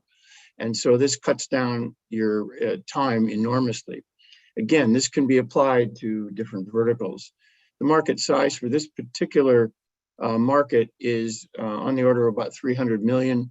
This is a B2B type product. It's kind of the opposite in a way of ChatGPT, which tries to do the entire web. And if you've been reading any articles over the last week, apparently now that you've got an answer, you don't know if the answer is correct or not. Yeah. And you may spend just as much time trying to figure out whether you got a correct answer as doing it with something focused like what we're doing, which is 100% human curated, as well as you can trace back where everything came from. How much are you going to charge? We're about $20 a month or $200 for an institution. However, that number can easily go up because these people are not spending their own money. They're spending their either corporation's money or the university's money. So we could charge as much as $50 a month or $500 a year for, let's say, a library or something. Do you have anybody signed up now or people that are on a waiting list? Oh, well, people are using it all. We have the product online. Got It it. is online. It is working. It is functional. What's your revenues at the moment? We're pre-revenue. We give everybody a 50 search freebie, and so we're based on a subscription model, and so that's basically the model. What we need is two things: a bit more product development and some marketing money. And so we're looking for about 100K to 200K from an angel investor. Now, if you wanted to do another vertical, let's say energy, blockchain, that kind of thing, then we're looking at more like in the millions, 1 to 3 million, that sort of thing. So it depends on how, if you want to go, let's say, after a consumer market as opposed to a small focused market like this, a B2B market. Let's say you wanted to go after entertainment, that would be an ad model, not a subscription model. So it depends on the market you're going to go after. Awesome. So Stephen, that's pretty much it. Yeah. Okay, never heard of anything like it before, so I always love hearing new things. If we're running out of time, so I'm gonna sort of send you the chat next because we have all my 11 info is in the chat. Perfect. We have 11 minutes left that I really would like to try and see if we can, get the event done around that time. And then Kurt, you're up next. And if there's anybody in the queue that doesn't make it in, I'll try and make it for next week. But this week, yeah, I had people from last week trying to get in, I'm sure.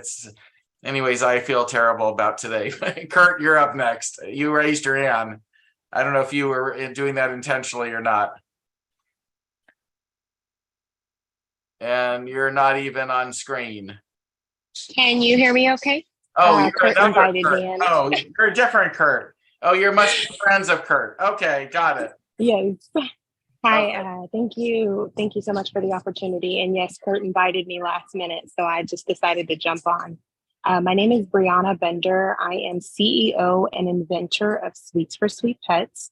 I help animals, shelters, luxury animal owners, and farms conveniently care for their animals while they are away from home via Wi-Fi without the hassle of spending a ton of money on boarding and daycare.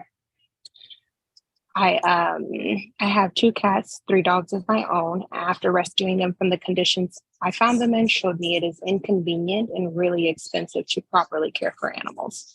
That is why I invented an automated pet suite that helps take care of your pet when you're on the go. My pet suite is patented and the first of its kind to simplify pet care. Let me tell you how. With the automated sanitizing potty tray, your animal will never miss another restroom break, along with the facial recognition, automatic sanitizing bowl and food feeders, along with the sliding door and window.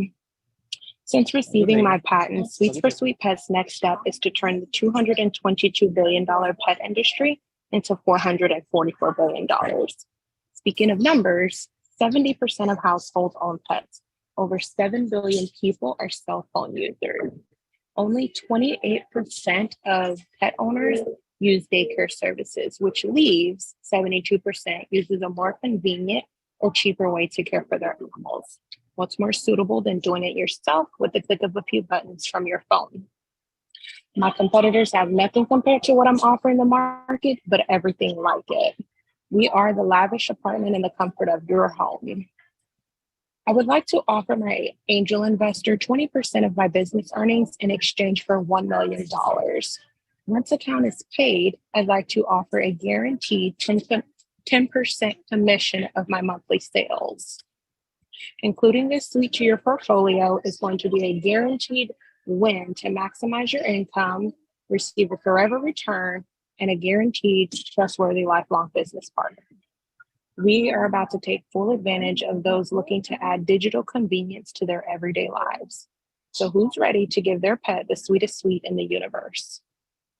Great idea. I really would be interested in seeing more. Unfortunately, we're running out of time, so I can't even ask more questions or dive deeper. Please come back. Up next is Thomas.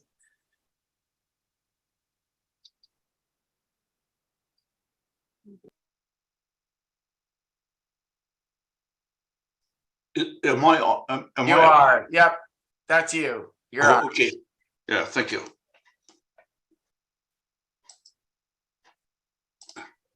So I'm Thomas Hong, serial entrepreneur, founder of 6 companies.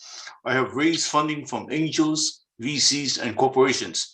As founder and CEO of Border CEOs, I advise several hundred Silicon Valley CEOs of early stage companies on executive management issues. I've been judged at 2 investor pitch platforms. Currently, I'm active with US Angels. I have advised numerous startups and early stage companies, and so I have some observations I'd like to share with the group. It is common knowledge that 90% of startups fail. Most entrepreneurs are very smart people, but they just don't know how to build startups to be successful. Majority of entrepreneurs think that their product is the most important factor for success. It is not. Many first-time entrepreneurs do not know the 5 key factors for startup success and the ranking of these factors. So I'd like to share this with you. There are 5 factors for building a successful startup in order of preference. The number 1 important factor is the quality of the founding team. The second most important is the equity allocation plan for the founders and all employees, present and future. And the third most important factor is the product or service. And 4th is the business model. And 5th is funding. So I have assembled a total of 20 mentors, and we have jointly developed a platform called Startup Mentors that provides substantial instructions on how to build a successful startup. The information is provided by people who have substantial experience with startups, and the files are in Word and video format. So to have full access to all the information, go to chat, and I have entered the link, to the website, and also a discount code for attendees of Venture to get the membership at a very, very modest cost. And if there's any questions, please send me email, and that's also in chat. Thank you. Thanks, Thomas. Most of the startups would benefit from mentors. Up next is Chris. Hello, everyone. My name is Chris Faraguna. I'm the founder and CEO of WinQuest Incorporated, which is an augmented reality treasure hunting app that works globally like Pokemon Go. We're launching in Android in Madrid, Spain. So we built this product. It's a native product, but we're launching in Android first. I raised the money that I need to launch and bootstrapped and built the whole company. That took a couple of years to build. We're excited about launching next month. I don't need money. I'm looking to talk to people who are in the field to become advisors and/or people who have built global companies before. So I'll leave my email address in the chat room. And if anybody's interested in this project and possibly working together, let me know. Chris is a great guy. I've known Chris, I don't know, 5, 8 years or something. You guys, you should check him out and meet with him if you think you can help him. Thanks. We're going to have enough time to get the caller in just a moment. But before that person, up next is Kalana. Hi, Mark. Thank you very much for giving the opportunity. And my previous session with you have given me a good result as well. Big thank you for that. I represent N Finance, which is a Delaware incorporated company. We operate from Hayward, California. Me and my founder are from fintech and e-commerce backgrounds with more than 1.5 decades experience. E-commerce is more of a 880 billion retail valued marketplace when it comes to US market itself. We focus on US markets because established infrastructure is available. And what we are building is all these e-commerce sellers face a problem when it comes to getting paid. They have to wait up to 15 to 90 days from Amazon to Walmart to the Home Depot. We do provide them by analyzing their sales history and also their credit scoring, a daily payout option so that they have enough working capital. Currently, we have secured a soft commitment from one of the funding partners in debt financing. And also, we are currently having discussions with a couple of VCs and angel investors on the funding side. Our product is ready to go to market, tested, validated, and it is a ready to market product. We are a pre-revenue company at the moment. And also recently, we got selected to RevTech Labs semifinals as well. And my contact information is available on the chat line. We look towards raising up to 500K at the moment, but we are happy to start discussions on debt financing as well. So if you are interested in recurring revenue-based fintech, which is to acquire a very large market in US, and finance is the way to go. Thank you very much, Mark. Thank you. Up next is our caller at 215-514-7941. And you'll have to let us know who you are because we can't see a name. Hi, this is Tammy Freitas. I'm representing EQO, an early stage revenue generating patented biotech SaaS company located in Austin, Texas.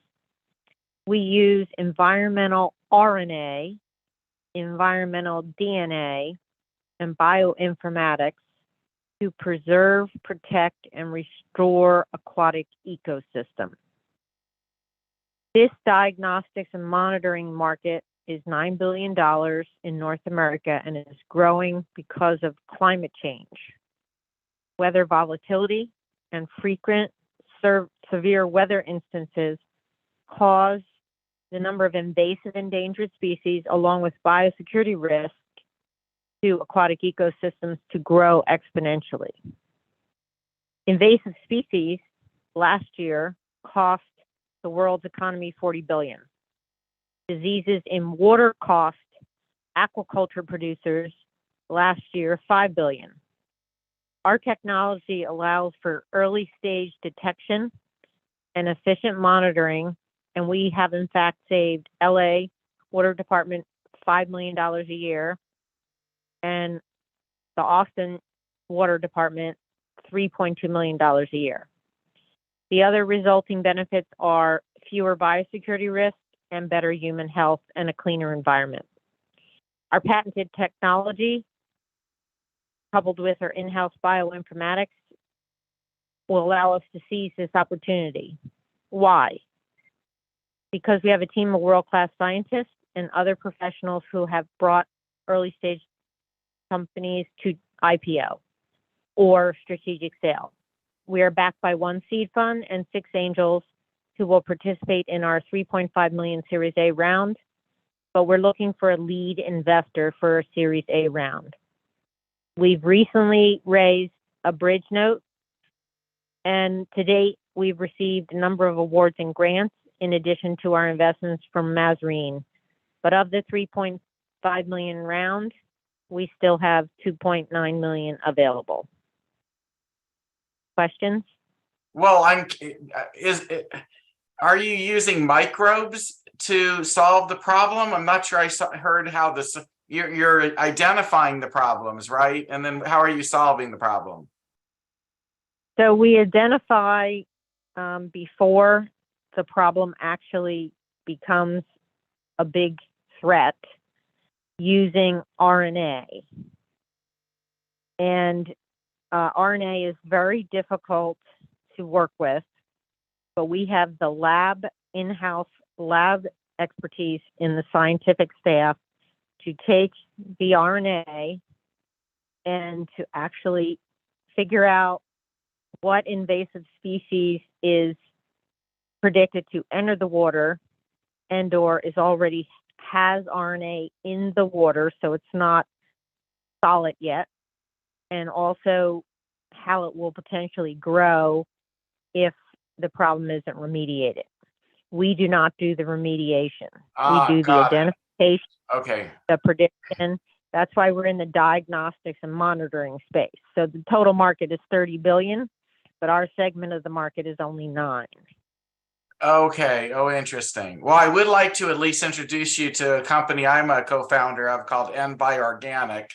We're basically using microbes to clean up waterways, lakes, and now soon we're going to be deploying it with wastewater municipal systems. And they may have some compatibility and interest with similar customers that could use what you're doing, and we might be able to also help with some of your customers. So maybe you'll be able to get into a future event. I'm so sorry we couldn't see you, and we can't even, put any information in the chat this week for you. But your project sounds fantastic. You could go to www.eqo,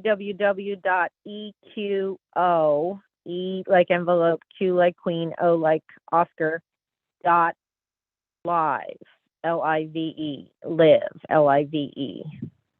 Cool. Okay. Well, we hope to see you again and learn more. It sounds fantastic. I'm sorry I had to be on a phone. I apologize to everybody. I keep apologizing because this will be on YouTube, and for all the people who were very upset because they couldn't get in tonight, to all of you, I'm so sorry that I think I figured out what happened. Once we had some people register and we passed 1,000 people that had registered, and our maximum is 1,000, I think it triggered something that then cascaded into everybody being notified that we were past our capacity, because I could see that we were over 1,000. It's a long story. We're still learning how Zoom works. Tish, do you have some final quick thoughts to close us out with?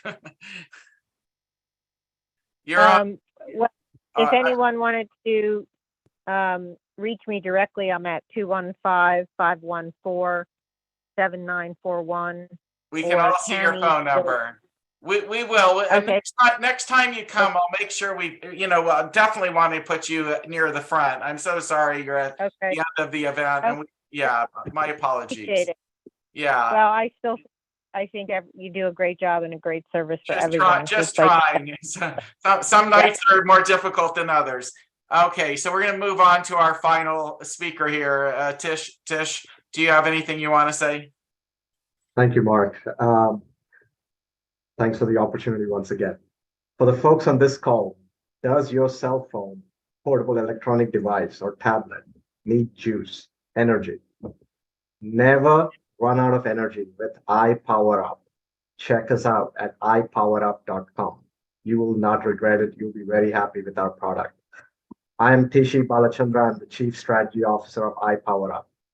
We are the only product to convert solar radiation to storable energy in a very effective and efficient manner in the consumer electronics space. Please note the other products are deceptive. So it's basically a battery that is attached to your cell phone sleeve. It's not really converting solar energy into a useful energy. So we need an investor like you. If you are listening to this, we need an investor like you to energize iPowerUp and juice us up so that we can deliver this product to the market and deliver profit to you, iPowerUp, and our consumers. We promise to deliver value and profit. We have got an amazing team. I think Mark can attest to that. We need an investor or partner. It is an amazing team. Let me just say also, they have tons of patents. The original version of what they were selling sold 16,800 units. And now they have a way, way, way better technology. And they really, truly need the right investors to come in. They're setting the first product up to complement Apple products. And they're already in the door in Apple. So there's a lot of good things going here, but they are missing somebody who understands how to do fundraising to join their team to sort of take on some of that role with people that they personally know. And so if any of you are interested, hook up with Tish. She's really amazing, and he's a valued member of our community. Anyways, I'm going to wrap up our event. I'm so sorry we had such a small group tonight because of the Zoom meltdown. But for those of you who came, it was a delight for me. I loved hearing all of your pitches. This was actually more relaxed. We didn't have to try and shove 50 people into pitches. We could do like 25 or 30. I enjoyed the question and answer that we were able to do between, pitches. And for those of you who were able to get in tonight, thank you so much for joining us. And I hope you'll come back on another Wednesday in the future. And so let's wrap up tonight so you can all get on with dinner or your lives. And we'll see some of you, hopefully all of you, next Wednesday. Thanks again for coming. Really appreciate it. There was some great pitches tonight. It was so refreshing to hear some new pitches too. Take care, everybody. Good night. Thank you. And if you want to get a copy of the chat, you can copy it real quick.